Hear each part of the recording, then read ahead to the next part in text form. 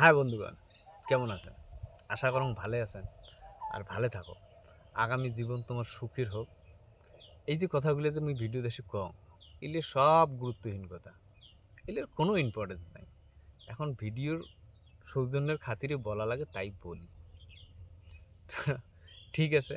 তো আজকের ব্যাপারটা হলো, আজকে আমরা যে বিষয়টা নিয়ে কথা কম, যে বিষয়টা নিয়ে আলোচনা করব, সেইটা হলো যে আমরা গরিব কে। ঠিক আছে।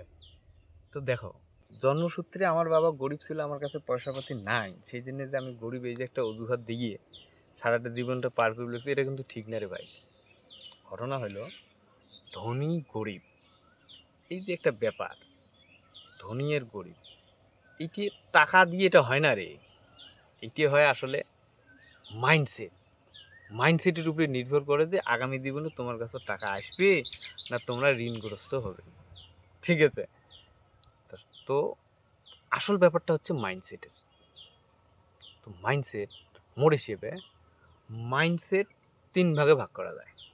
এক নম্বর রিচ মাইন্ডসেট, দুই নম্বর মিডল ক্লাস মাইন্ডসেট, তিন নম্বর পুর মাইন্ডসেট, যেটার মধ্যে আমরা পড়ি। তো রিচ মাইন্ডসেট কাজ করে। এবার ধরো, রিচ মাইন্ডসেট হলো সেই লোকগুলো, ধরো উনি যতটুকু কামাই করে, 500ই করুক, 1000 করুক আর 1 লাখই করুক, উনি বেস্টেজ পাইসে খরচ করবেই না। যতটা ইনকাম করে সেই ইনকাম অনুযায়ী লাইফ স্টাইলটা যা হওয়া উচিত ছিল তার থেকে লো মেনটেন করবে। ঠিক আছে না? উনি করবে সঞ্চয়, উনি করবে ইনভেস্টমেন্ট। তো যে ব্যক্তিগুলি ইনভেস্টমেন্ট করে, ইনভেস্টমেন্ট কী জন্য করে, মানে যাতে আগামী দিনে ওর কাছে টাকা পয়সা আসে, সেজন্যই তো করে। तो जे व्यक्ति इन्वेस्टमेंट करे उसका माइंडसेट कभी पूरा हो ही नहीं सकता है। वो रिच माइंडसेट वाला लोग है, उसी के पास पैसा आएगा। ঠিক আছে। ও কোনো ধরনের শো অফ করবে না, যতটুকু প্রয়োজন ততটুকুই কাজ করবে। আর মিডিল ক্লাস মাইন্ডসেট কাকে কয়? মিডিল ক্লাস মাইন্ডসেট হচ্ছে, উনি চাই 5 লাখ টাকা কামাই করুক মাস। ও কী করবে? যেমন আয় তেমন ব্যয়, যত কামাই করে অতই খরচা করে। তোর কাছে সেভিংয়ে থাকবে না, ও ইনভেস্টমেন্টের অপরচুনিটিতে থাকবে না, একটু পাইসেই থাকবে না। ও তো যত কামাই করে অত খরচ করে, শো অফ করে, হেভি বাড়ি করে, হেভি মোবাইল নেয়, হেভি বাইক নেয়। কারণ কামায় বেশি। তো ভাই উনি যতটুকু কামাই করে ততটুকুই খরচা করে। হ্যাঁ ঠিক আছে, জিন্দিগিতে বিন্দাস বাঁচে, ধনী মানুষের মতো বাঁচে। ও মিডিল ক্লাস মাইন্ডসেট। উইটে উইটে পাইসে থাকে না, বাট ঠেকাও থাকে না। बस आया खाया जिंदगी को मौज किया वो निकल गया, वो मिडिल क्लास माइंडसेट होता है। পুর মাইন্ডসেট, পুর মাইন্ডসেট হচ্ছে এটা, যত কামাই করে তার থেকে বেশি খরচাই করে। ধরো ওই 500 টাকা বা 1000 টাকা দিন কাজ করে, খরচ করবি 1200 টাকা। কীভাবে?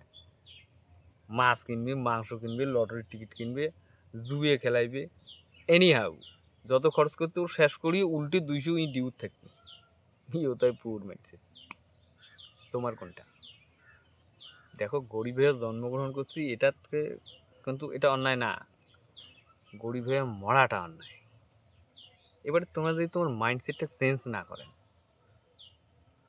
তো তোমার যদি পাইছি আইসিও ফির উড়া তোকে, ফির গরিব হয়ে যাও।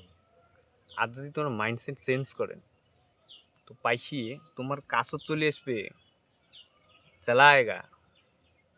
क्योंकि ऊपर वाला भी जानता है जो जिस चीज़ की हकदार है उसी को वही चीज़ देता है।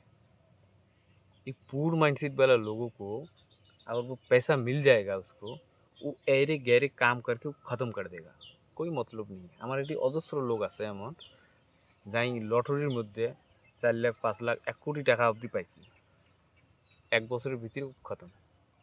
क्यों? तो ये जैसे पैसे हासिल क्या मतलब हुआ फिर? क्योंकि उसका माइंडसेट पूर है, वो पैसा रखेगा नहीं, वो उड़ा देगा। रिच माइंडसेट আছে না, ও যদি 300 টাকাও কাম করে, 500 টাকাও কাম করে, 500 টাকা কাম করলে 400 সেভিং করবে, 100 খরচা করবে। तो पैसे तो ये रेटे থাকবে না, वो तो रिच बनेगा, तुम कैसे बनोगे फिर? তো ওই যে জন্মসূত্রে আমার কাছে টাকা নাই, বাবা মা গরিব, এই অজুহাতগুলি দেওয়া বাদ দাও। বাদ দিয়ে মাইন্ডসেটটাকে চেঞ্জ করো।